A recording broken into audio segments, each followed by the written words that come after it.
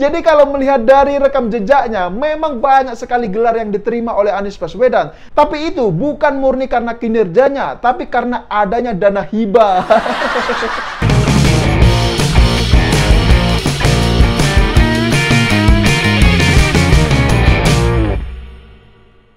Ya, jumpa lagi dengan saya, Yusuf Muhammad. Ada kabar yang mengejutkan. Rupanya Gubernur DKI Jakarta Anies Baswedan kemarin ini baru saja mendapatkan gelar baru. Nah, tahu tidak apa gelarnya? Yaitu gelar pahlawan ke-21. Luar biasa kan? Nah, gelar itulah yang disematkan oleh Ketua Umum Majelis Ulama Indonesia atau MUI DKI Jakarta. Nah, munculnya kabar ini tentu menimbulkan tanda tanya besar bagi banyak pihak. Ya, termasuk bagi saya pribadi. Masa sih Anies Baswedan ini dinobatkan sebagai pahlawan ke-21 dunia? Dan setelah saya telusuri ya, ternyata semua ini tidak terlepas dari dana hibah sebesar 10 miliar rupiah.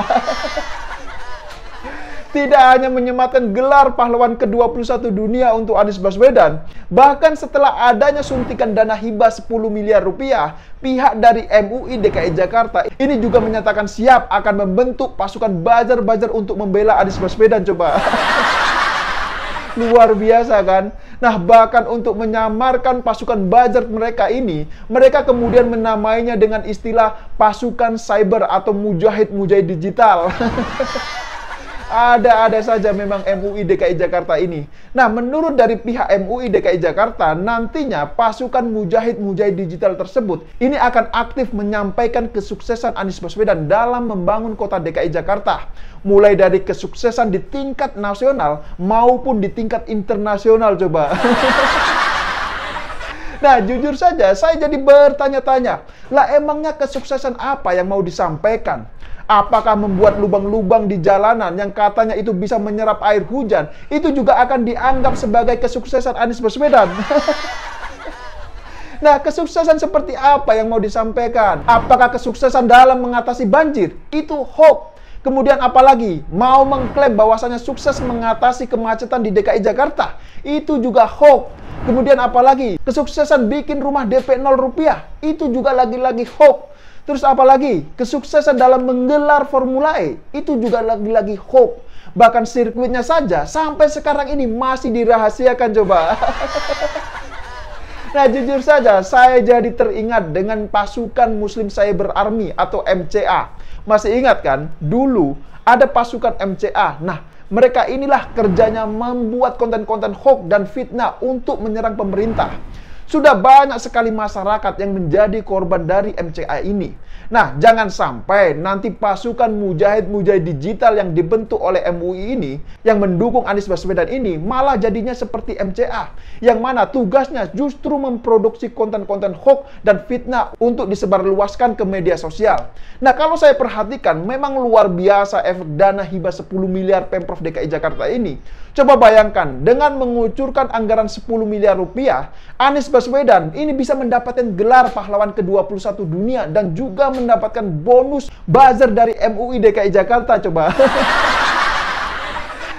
Bahkan pemberitaan soal dana hibah 10 miliar rupiah ini juga menjadi trending topik di media sosial Twitter. Nah, masa ya MUI ini kerjanya malah mau bikin pasukan buzzer untuk mendukung Anies Baswedan? Lah, apa tidak ada kerjaan lain? Padahal sebelumnya MUI ini telah mengeluarkan fatwa bahwa katanya buzzer itu pekerjaan yang haram, termasuk yang menyuruh, yang membantu dan memanfaatkan jasanya. Tapi kok sekarang malah mereka sendiri yang membuat pasukan buzzer coba? Lah, ini gimana ceritanya? Nah, jujur saja ya, saya gak habis pikir dengan MUI DKI Jakarta. Apakah ini yang namanya menjilat ludah sendiri? Makanya jangan heran jika MUI DKI Jakarta nanti semakin galak menghadapi netizen-netizen yang mengkritisi kebijakan Anies Baswedan. Mereka saat ini sedang menyiapkan mujahid-mujahid digital untuk melawan netizen. Dan melihat fakta yang seperti ini, maka ini sudah jelas-jelas mengkonfirmasi kejadian sebelumnya. Mengapa MUI DKI Jakarta mendapatkan dana hibah 10 miliar rupiah, sedangkan PWNU DKI dan PW Muhammadiyah masing-masing hanya mendapatkan 2 miliar rupiah dan 1,8 miliar rupiah. Dan ternyata inilah jawabannya. Nah, jadi ceritanya itu begini. Sebelumnya, pihak dari DPRD DKI Jakarta telah menyetujui anggaran dana hibah sebesar 10 miliar rupiah untuk MUI DKI Jakarta. Sedangkan untuk pengurus wilayah atau PWNU DKI Jakarta mendapatkan dana hibah sebesar 2 miliar rupiah. Dan untuk pengurus wilayah Muhammadiyah DKI Jakarta mendapatkan dana hibah sebesar 1,89 miliar rupiah. Nah, terkait alokasi anggaran dana hibah tersebut, banyak pihak yang mempertanyakan, kenapa MUI DKI Jakarta mendapatkan 10 miliar rupiah, sedangkan NU dan Muhammadiyah masing-masing hanya mendapatkan 2 miliar rupiah dan 1,8 miliar rupiah. Dan ternyata semua pertanyaan itu baru terjawab hari ini.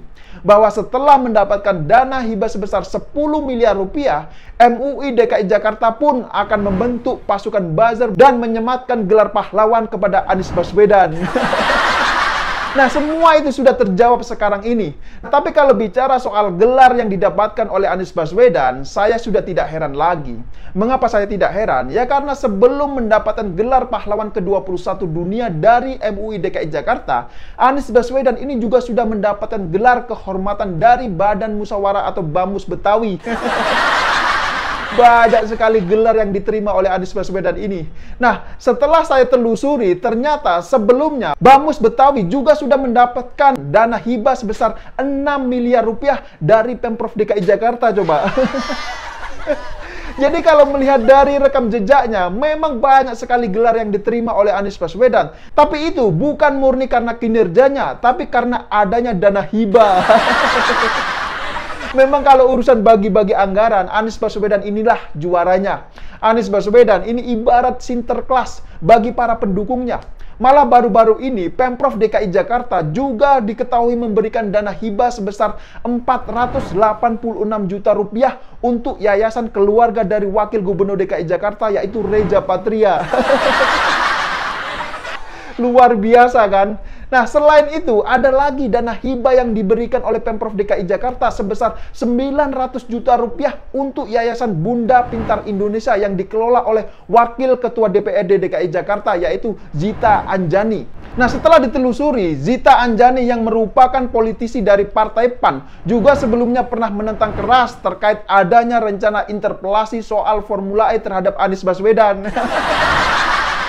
Jadi semuanya itu sudah terbongkar hari ini. Nah, jadi gimana? Apakah sampai di sini sudah paham semua? Ya, saya kira demikian dulu opini singkat Okedum kali ini. Pesan saya buat Gubernur DKI Jakarta, teruslah mengumpulkan gelar walaupun tidak ada gunanya. Ya, saya pikir itu. Tidak lupa saya ingatkan, jaga terus NKRI. Terima kasih buat yang sudah like dan menonton video ini dari awal hingga akhir. Dan sampai jumpa di episode Okedum selanjutnya.